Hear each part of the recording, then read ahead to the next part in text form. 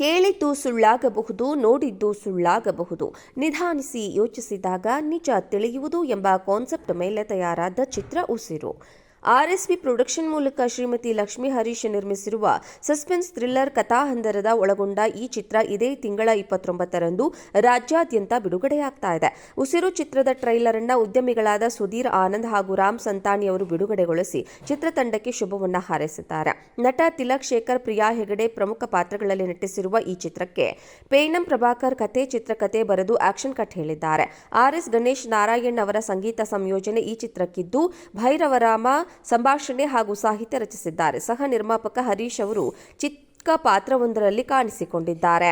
ಅನಾಮಧೇಯ ವ್ಯಕ್ತಿಯಿಂದ ಹೆಂಡತಿಯ ಪ್ರಾಣಕ್ಕೆ ಆಪತ್ತು ಬಂದಾಗ ಪೊಲೀಸ್ ಅಧಿಕಾರಿಯೊಬ್ಬ ತನ್ನ ಪತ್ನಿಯನ್ನ ಹೇಗೆ ಕಾಪಾಡಿಕೊಳ್ಳುತ್ತಾನೆ ಎಂದು ನಿರ್ದೇಶಕ ಪ್ರಭಾಕರ್ ಅವರು ಈ ಚಿತ್ರದ ಮೂಲಕ ಹೇಳ ಹೊರಟಿದ್ದಾರೆ. ಬೆಂಗಳೂರು, ಮಡಿಕೇರಿ, ಚಿಕ್ಕಮಗಳೂರು, ಮೂಡಗೆರೆ ಸುತ್ತಮುತ್ತ ಈ ಚಿತ್ರದ ಚಿತ್ರೀಕರಣ ನಡೆಯಲಾಗಿದೆ.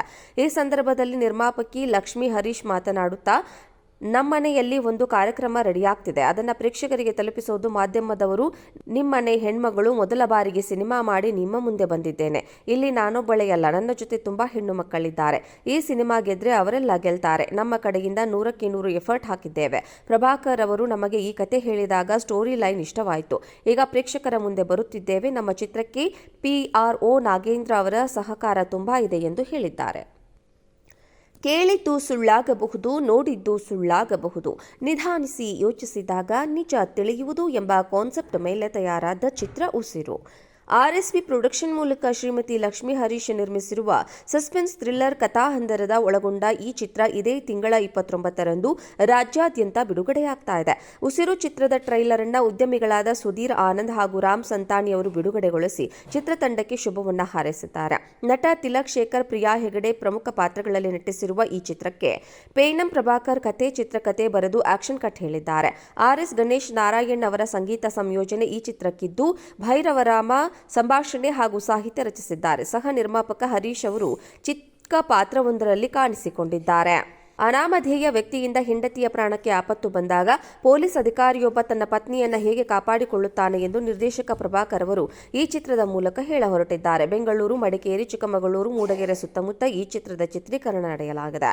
ಈ ಸಂದರ್ಭದಲ್ಲಿ ನಿರ್ಮಾಪಕಿ ಲಕ್ಷ್ಮೀ ಹರೀಶ್ ಮಾತನಾಡುತ್ತಾ, ನಮ್ಮನೆಯಲ್ಲಿ ಒಂದು ಕಾರ್ಯಕ್ರಮ ರೆಡಿಯಾಗ್ತಿದೆ, ಅದನ್ನ ಪ್ರೇಕ್ಷಕರಿಗೆ ತಲುಪಿಸೋದು ಮಾಧ್ಯಮದವರು.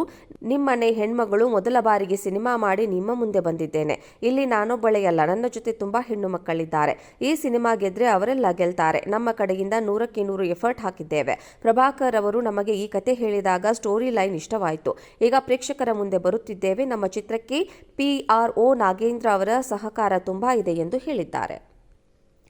ಕೇಳಿದ್ದು ಸುಳ್ಳಾಗಬಹುದು, ನೋಡಿದ್ದು ಸುಳ್ಳಾಗಬಹುದು. ನಿಧಾನಿಸಿ ಯೋಚಿಸಿದಾಗ ನಿಜ ತಿಳಿಯುವುದು ಎಂಬ ಕಾನ್ಸೆಪ್ಟ್ ಮೇಲೆ ತಯಾರಾದ ಚಿತ್ರ ಉಸಿರು. ಆರ್ಎಸ್ವಿ ಪ್ರೊಡಕ್ಷನ್ ಮೂಲಕ ಶ್ರೀಮತಿ ಲಕ್ಷ್ಮೀ ಹರೀಶ್ ನಿರ್ಮಿಸಿರುವ ಸಸ್ಪೆನ್ಸ್ ಥ್ರಿಲ್ಲರ್ ಕಥಾಹಂದರದ ಒಳಗೊಂಡ ಈ ಚಿತ್ರ ಇದೇ ತಿಂಗಳ 29ರಂದು ರಾಜ್ಯಾದ್ಯಂತ ಬಿಡುಗಡೆಯಾಗ್ತಾ ಇದೆ. ಉಸಿರು ಚಿತ್ರದ ಟ್ರೈಲರ್ ಅನ್ನ ಉದ್ಯಮಿಗಳಾದ ಸುಧೀರ್ ಆನಂದ್ ಹಾಗೂ ರಾಮ್ ಸಂತಾನಿ ಅವರು ಬಿಡುಗಡೆಗೊಳಿಸಿ ಚಿತ್ರತಂಡಕ್ಕೆ ಶುಭವನ್ನ ಹಾರೈಸಿದ್ದಾರೆ. ನಟ ತಿಲಕ್ ಶೇಖರ್, ಪ್ರಿಯಾ ಹೆಗಡೆ ಪ್ರಮುಖ ಪಾತ್ರಗಳಲ್ಲಿ ನಟಿಸಿರುವ ಈ ಚಿತ್ರಕ್ಕೆ ಪೇನಂ ಪ್ರಭಾಕರ್ ಚಿತ್ರಕಥೆ ಬರೆದು ಆಕ್ಷನ್ ಕಟ್ ಹೇಳಿದ್ದಾರೆ.